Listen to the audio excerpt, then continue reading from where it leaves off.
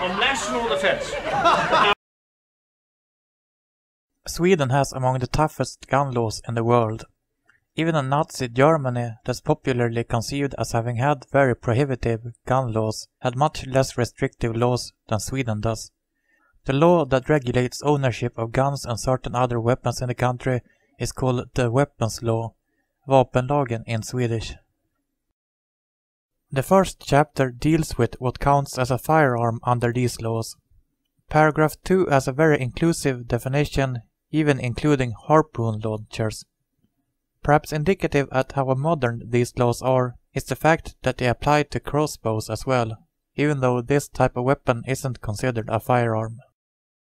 Salute cannons aren't regulated under the law, however, and neither are most firearms manufactured before 1890.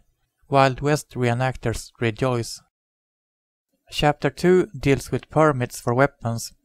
Paragraph 4 reads, "An individual may be given a permit to own a firearm only if the individual needs the weapon for an acceptable purpose.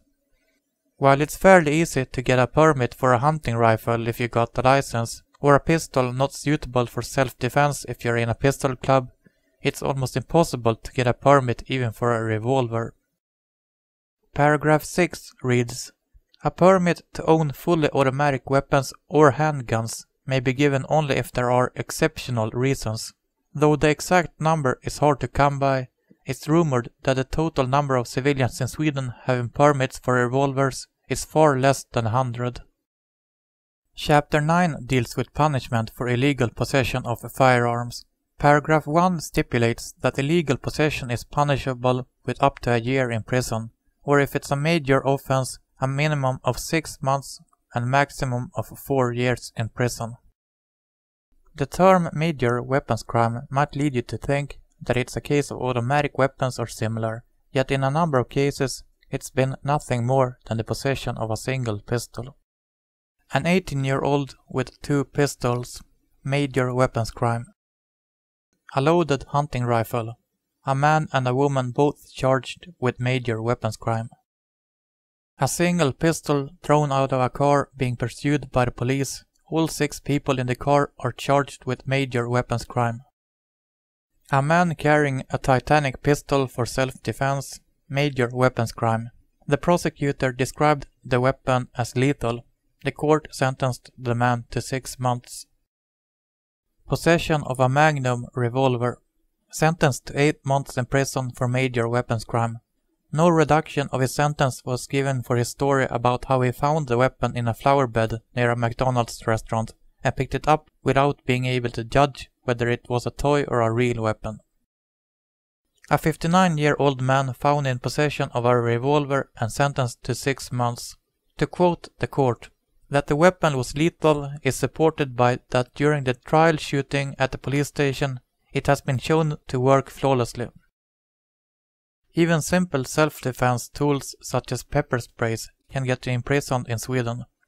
The country today has one of the highest rape rates in the world, yet it's still almost impossible to get a license for these sprays. In practice, only the police and security guards have access to them.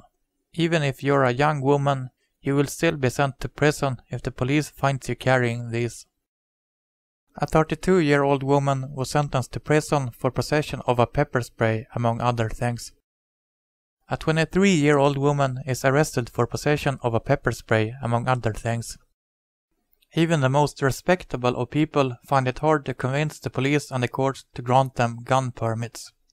In 2001, a shepherd who for 30 years on a routine basis had walked his sheep through forest applied for a permit for a Magnum revolver, arguing that he needed it to protect himself against bears, who on numerous occasions had attacked him.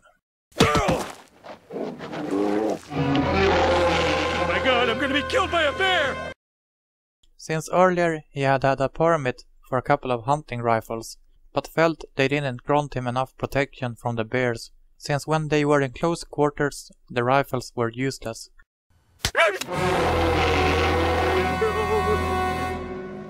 The police authority disagreed, however, and rejected his application on the 8th of June 2001. The man appealed to the first court, which rejected it as well on the 24th of October, citing that no exceptional reasons existed that would allow him a permit for a handgun. They also suggested that a hunting rifle was in fact the proper weapon for self-defense against animals, and argued that he might just be lazy and didn't want to carry around a heavy rifle. He appealed again and had better luck in the next court. On the 11th of December 2002, with the court citing his great need for the weapon and good standing in society, they granted him a permit. This time, the police authority appealed the verdict, and on the 31st of March 2004, in the highest court, the verdict was reversed again. After almost 3 years of litigation, it was finally decided that the man had no right to carry a revolver. In October of 2008, the police made 2 raids at biathlon clubs because they suspected that the rifles there weren't being managed properly. On the 13th of October, the police hits Escoboure Biathlon in Torsby, seizing 15 rifles, suspecting improper management. A month later, the police notifies the biathlon club that they no longer have the right to keep weapons, making it impossible for the members to practice the sport. A week later, on the 22nd of October, the police hits the high school Stjärneskolan in Torsby with a raid as well, without any notification in advance, seizing 31 rifles and notifying many of the students whose weapons were taken that they were suspected of weapons crimes. The police later clarifies that the management of the weapons wasn't up to date with current legislation, with the facilities being designed in the 70s.